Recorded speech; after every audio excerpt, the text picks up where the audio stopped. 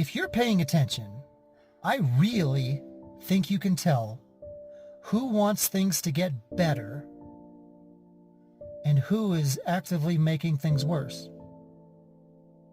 I think you can tell about who cares about humanity or the welfare of other people and who only cares to benefit themselves. I think you can tell who leads with love and who doesn't. I think you can tell when people are being authentic and when people are just performing. I think you can tell if you're paying